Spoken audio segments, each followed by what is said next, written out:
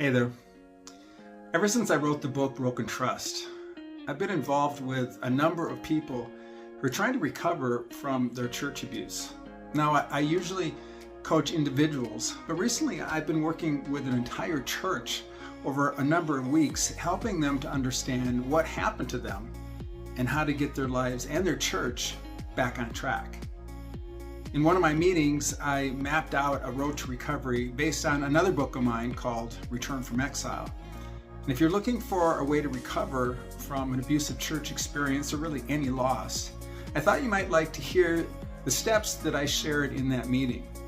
I'm just going to give you the basic outline for what I told them without the Bible verses to back them up.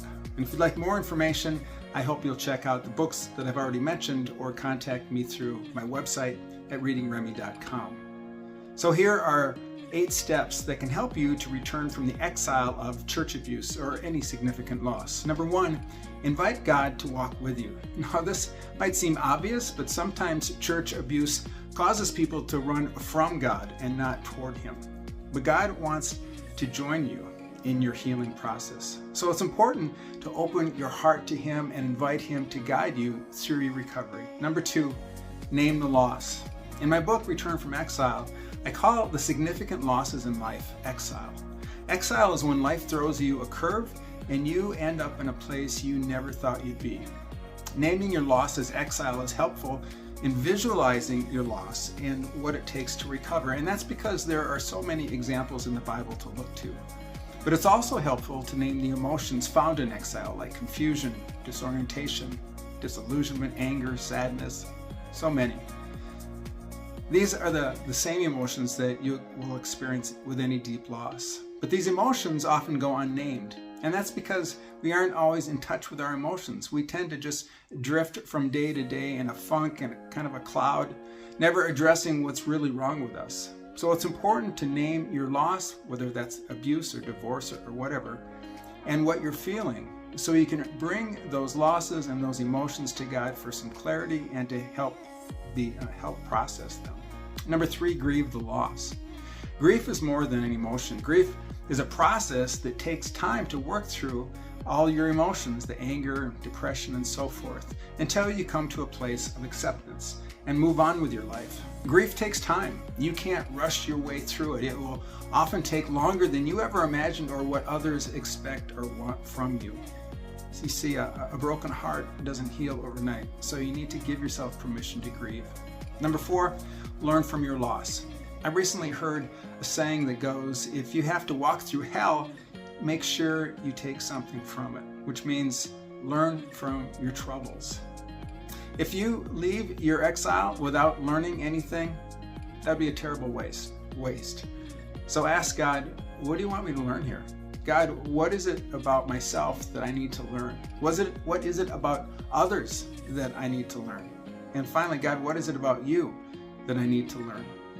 Number 5, reframe your loss. Reframing comes from the idea of framing a picture. So imagine a scene with a beautiful setting sun, but also an approaching storm. And you can frame the sunset or you can frame the storm. How you frame the picture tells the story. Reframing it well can help you see things from God's perspective rather than your human and sometimes negative perspective. Number 6, forgive your offender. Church abuse involves a person or people offending you. They take control of your life for a moment and cause a loss in your life. And when that happens, it's easy to think that anger and resentment toward them will win back your control and keep it from happening again. So you refuse to forgive your offender unless they fulfill your demands and put things right. But instead of taking back control, your resentment gives them more control over you. And that's because as long as you think they owe you something, you feel obligated to resent them. And this only prolongs your exile. What you really need is to be free from your offender. Forgiveness gives you this freedom. The author and theologian Lewis Smedes once said famously, to forgive is to set a prisoner free and discover that the prisoner was you. Now, forgiveness doesn't excuse the offense. It simply frees you from the need to provide payback of any kind. It enables you to close the book on the past and give your full attention to the present moment and to the future. Number 7, expect to return from your loss. There are many exiles in the Bible where God's people are far from home and emotionally devastated. But it's interesting to note that God always brings his people back from exile. He continually offers hope of a return and restoration. And if you want to return from the hurt of church abuse, it's important to believe that God has your back and he's guiding you toward a full recovery. And finally, number 8, make a heroic choice. There are different paths that you can choose in exile. You can choose the path that I've laid out for you here, or you can play the victim, always complaining and pointing the finger at whatever or whomever may have caused your exile. But that won't change anything. That'll only keep you in your state of exile longer. So instead, you want to make a heroic choice. That is, you want to choose to live out a good story. The author John Trent wrote this. He said, if we want our lives to tell strong and compelling stories in which the characters grow into people of blessing, then we, the characters, have to make choices. Choices that are sometimes difficult, choices that are sometimes painful, choices that are sometimes critical, where something important is at stake, and that's from choosing to live the blessing. Well, I hope you'll make a heroic choice and move toward healing. This is just a brief outline, like I mentioned, of my teaching, but I hope it's enough to point you in the right direction for your recovery. Whether the cause of your exile is church abuse, betrayal, the loss of a loved one, or any number of devastating events, this is a path that can possibly bring you some healing.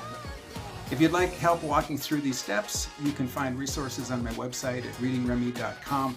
If you found this helpful, which I hope you have, I'd appreciate it if you'd hit the like button and share it with a friend, and be sure to subscribe so you don't miss my next video. Okay, thanks so much for watching. See you next time.